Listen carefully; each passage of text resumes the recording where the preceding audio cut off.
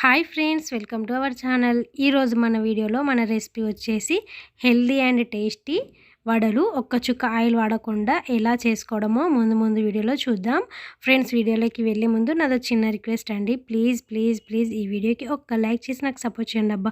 మీరు లైక్ చేయడం వల్లనే చాలామందికి రీచ్ అవుతుంది. ప్లీజ్ సపోర్ట్ మీకు లైక్ చేయకుండా వీడియోలోకి వెళ్దాం. ముందుగా ఇక్కడ నాన్ స్టిక్ కడాయి తీసుకొని ఇందులోకి కొద్దిగా జీలకర్ర వేసుకోవాలి. ఇందులో అస్సలు ఆయిల్ వేయకూడదు. ఇలా నాన్ స్టిక్లోనే స్టవ్ లో ఫ్లేమ్లో తీసుకొని వేపుకోవాలి. ఇప్పుడు ఇందులోకి జీలకర్ర వేసుకున్నాక ఒక పచ్చిమిర్చిని ఇలా చిన్న కట్ చేసుకొని వేసుకోవాలి. అలాగే ఒక చిన్న ఉల్లిగడ్డను గిట్లా కట్ చేసుకొని వేసుకోవాలి. ఒక 2 చిన్న క్యారెట్ ఉంటాయి కదండి, వాటిని ఇట్లా తురుముకొని వేసుకోవాలి. అలాగే ఒక పావు టేబుల్ స్పూన్ వరకు అల్లం వెల్లుల్లి పేస్ట్ని కూడా వేసుకొని వీటన్నిటిని స్టవ్ లో ఫ్లేమ్లో తీసుకొని మంచిగా వేపుకోవాలి. ఇవి కొద్దిగా వేగాక ఇందులోకి ఒక చిన్న కప్పు వరకు ఫ్రెష్ పాలకూర ఉంటుంది కదండి, దాన్ని చిన్న కట్ చేసుకొని నీట్గా కడిగి ఇందులో వేసుకొని మంచిగా వేపుకొని స్టవ్ ఆఫ్ చేసి వీటిని పక్కకు తీసుకోవాలి. మరీ ఎక్కువ ఫ్రై చేయకూడదు, లైట్గా ఫ్రై చేస్తే సరిపోతుంది. ఇవన్నీ వేంపి పక్కకు తీసుకున్న తర్వాత ఒక గిన్నె తీసుకొని ఇందులోకి ఒక కప్పు వరకు జల్లించుకున్న గోధుమ పిండి వేసుకోవాలి. ఏ కప్పుతోనైతే గోధుమ పిండి తీసుకున్నామో అదే కప్పుతో హాఫ్ కప్పు వరకు బియ్యం పిండి, హాఫ్ కప్పు వరకు సుజీ రవ్వ, హాఫ్ కప్పు వరకు పెరుగు వేసుకోవాలి.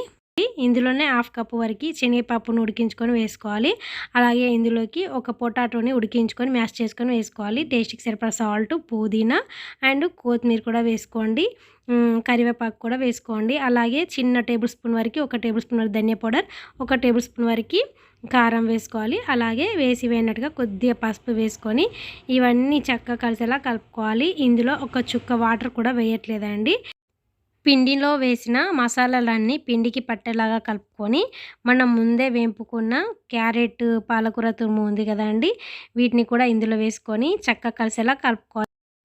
ఇలా చపాతీ కన్సిస్టెన్సీ వచ్చే వరకు కలుపుకోవాలండి. నేను ఇందులో ఒక్క చుక్క వాటర్ కూడా వాడలేదు, ఓన్లీ పెరుగు మాత్రమే వేసుకున్నానండి. మనకు ఉల్లిగడ్డలో కూడా తడి వస్తుంది కాబట్టి మనకు వాటర్ వేయాల్సిన అవసరం ఉండదు. ఇన్ కేస్ పొడిగా అనిపిస్తే ఇంకొంచెం పెరుగు వేసుకొని చక్కగా కలుపుకొని ఇలా నిమ్మకాయ సైజులో ఉండలు చుట్టుకొని మనం వీడియోలో చూపించిన విధంగా ఇలా వడల్లా చేసుకొని ఇడ్లీ ప్లేట్స్ ఉంటాయి కదండి, వీటికి కొంచెం నెయ్యిని అప్లై చేసుకోవాలి. చేయనట్టుగా నెయ్యిని అప్లై చేయాలి. నెయ్యి కూడా అవసరం లేదనుకుంటే ఈ ఇడ్లీ ప్లేట్లలోకి అరిటాకులను చిన్న కట్ చేసుకొని ఈ వడలు తీసుకొని ఈ ఇడ్లీ పాత్రలో ఒక చిన్న గ్లాస్ వరకు వాటర్ వేసుకొని మనం రెడీ చేసుకున్న ఈ వడల ప్లేట్ని ఇడ్లీ పాత్రలోకి తీసుకొని మూత పెట్టి 15 నిమిషాలు మీడియం ఫ్లేమ్లోకి ఆవిరి మీద ఉడికించుకోవాలి. 15 నిమిషాల తర్వాత స్టవ్ ఆఫ్ చేసి కొద్దిగా చల్లారాక ఒక గిన్నెలోకి సర్వ్ చేసుకుంటే హెల్దీ అండ్ టేస్టీ ఆవిరి వడలు రెడీ. చాలా అంటే చాలా బాగుంటాయి, ఖచ్చితంగా ట్రై చేయండి. ఈరోజు మనం చేసుకున్న ఈ రెసిపీ మీకు నచ్చినట్లయితే లైక్ చేయండి, షేర్ చేయండి, సబ్స్క్రైబ్ చేసుకోండి. అలాగే పక్కన ఉన్న బెల్ ఐకాన్ని క్లిక్ చేయండి. ఈ వీడియో చూసిన ప్రతి ఒక్కరికి, మీకు మీ కుటుంబ సభ్యులందరికీ ధన్యవాదాలు.